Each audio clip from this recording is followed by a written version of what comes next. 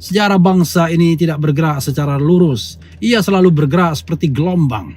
Ada masa ketika kita diuji oleh pengkhianatan ideologi, masa lain oleh pengkhianatan ekonomi. Kini kita berada pada masa ketika bangsa ini sedang diuji oleh pengkhianatan kejujuran. Bukan tuduhan, bukan asumsi, tetapi kegelisahan kolektif yang muncul dari inkonsistensi, ketidakjelasan dan cara negara merespons rakyatnya sendiri.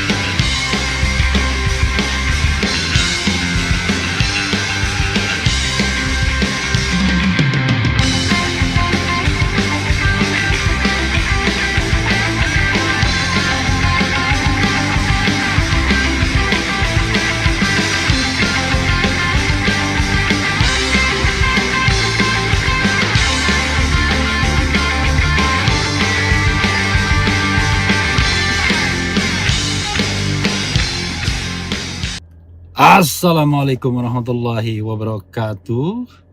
Sobat RH sekalian, jumpa lagi kita di channel yang keren ini, keren cadas. Ya Sobat RH sekalian, saya kebetulan ada di mobil di parkiran ya, sambil menjadi sopir dan saya ingin memanfaatkan hal ini untuk mengambil satu video yang menarik. Video tentang the one and the only Dr. Tiva ya. Jadi kalau memang pejuang ya susah juga ya, disuruh diam. Tetapi apa yang dituliskan Dr. Tiva adalah sesuatu yang rasanya tidak mungkin kita tolak sebagai bangsa yang beradab ya. Apa yang dituliskannya ini adalah refleksi, masih tetap dengan Jokowi tapi sebagai sebuah pembelajaran tentunya. Jadi ini ada tweet terbaru dari Dr. Tiva ya. Judulnya Renungan Dr. Tiva, Jokowi tidak jatuh karena kebohongan, dia jatuh karena ketakutannya mengakui kebenaran. Bismillahirrahmanirrahim. Jadi sebelumnya saya jadi tidak heran ya kalau Ketua Umum Partai Umat sangat memuji Dr. Tiva.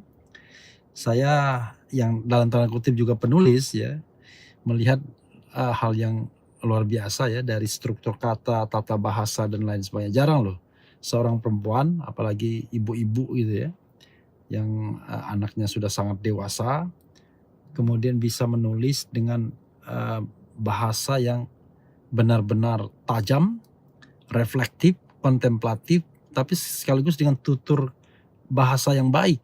Sementara dia adalah seorang dokter. Cuma no wonder ketika seorang dokter mengambil S3 di Universitas Pajajaran dalam bidang ilmu politik dan kemudian sebentar promosi, tetapi tetap saja incredible karena latar belakangnya adalah seorang dokter ya.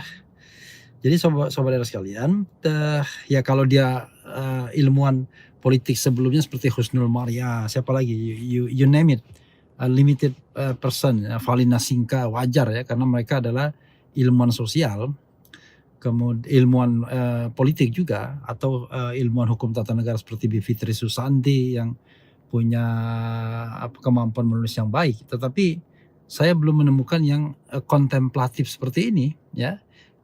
Coba kita bacakan ya bahasanya, entah karena seperti Bung Karno bisa menulis Indonesia menggugat di dalam tembok yang memenjarakan dia sehingga dianggap sebuah pembelaan yang dahsyat.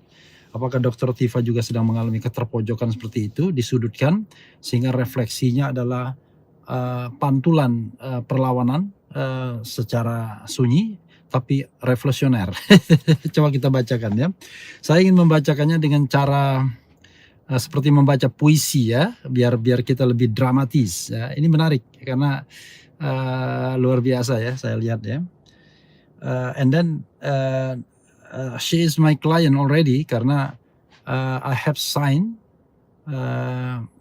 the power of attorney untuk Dr. Tifa dan kemudian Roy Suryo dan juga Rismond Sianipar. Jadi saya punya urusan sebagai lawyer, sebagai penasihat hukum, dan dia sebagai klien, sehingga apapun yang dia tuliskan harus saya cermati sebagai sebuah hal yang memang nanti akan tentu akan dipersoalkan lagi dalam banyak hal.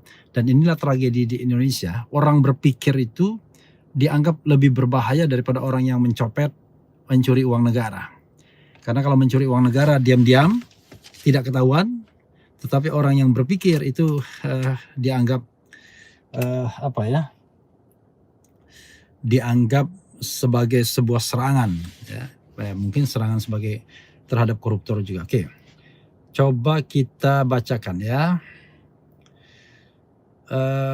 Renungan Dr. Tifa baru ditulisnya 3 jam yang lalu.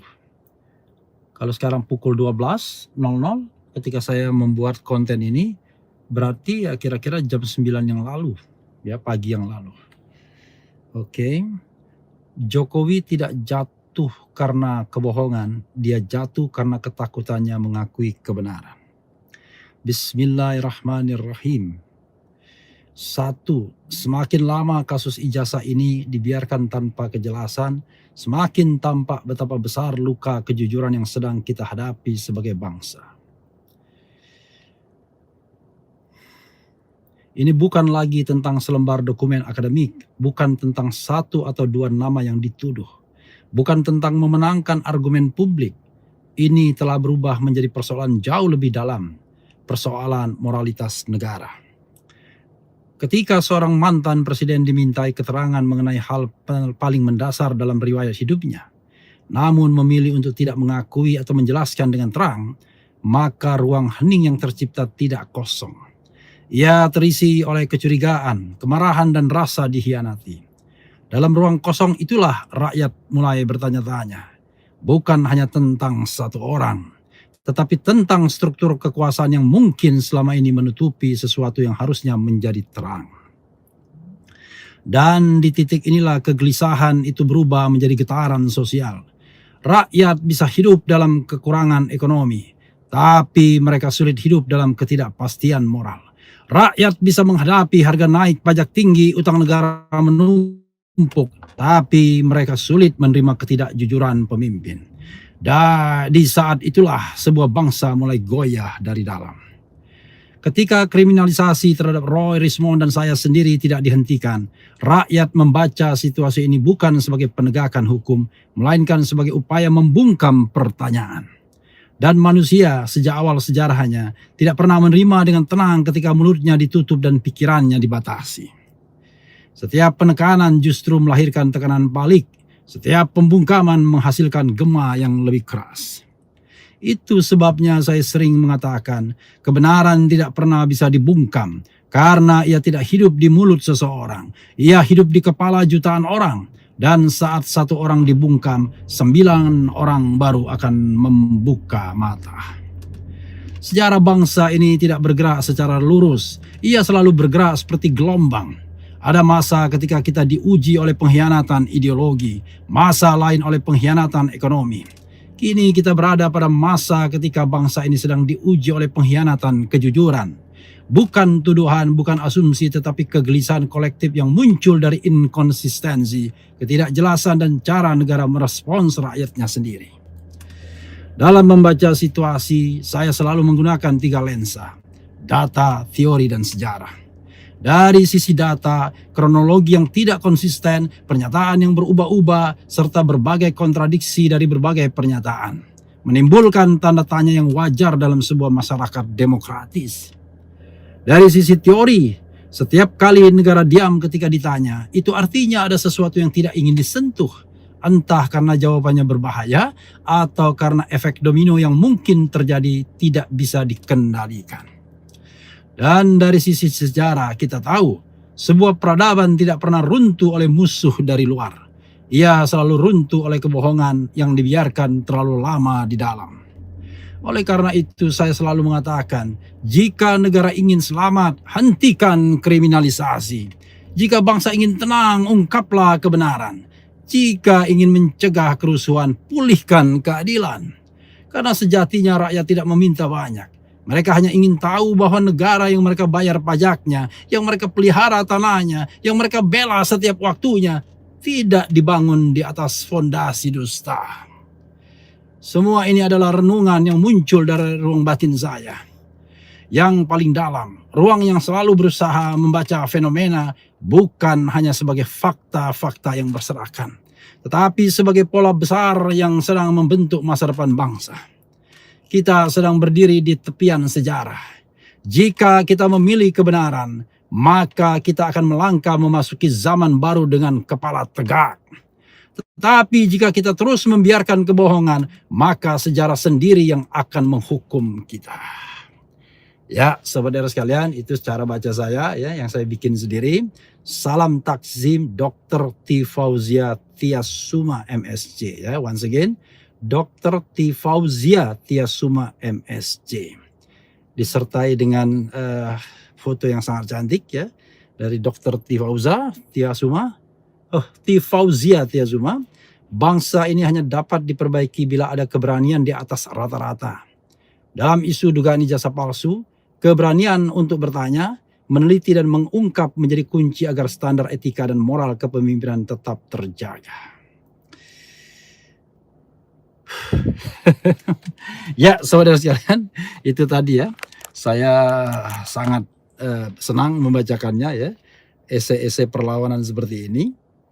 Dan barangkali inilah cara Dr. Tifa, mungkin juga Roy Suryo, Resmond Hasiholan Sianipar, bahwa belenggu penersangkaan tidak menyurutkan niat mereka untuk terus menyuarakan ruang batin mereka. Ya, jadi sahabat sekalian, Anda yang tidak atau tidak mau mengikuti sebuah torehan sejarah, gerak sejarah seperti, maka kita sedang berinvestasi terhadap kehancuran bangsa ini. Nah, Dr. Tifa tidak ingin berinvestasi, dia ingin berinvestasi yang baik ya, bukan tidak ingin berinvestasi. Caranya adalah dengan mengingatkan kita semua bahwa persoalan ijazah palsu dan asli ini ya hanyalah soal bagaimana kita membuka ruang kejujuran.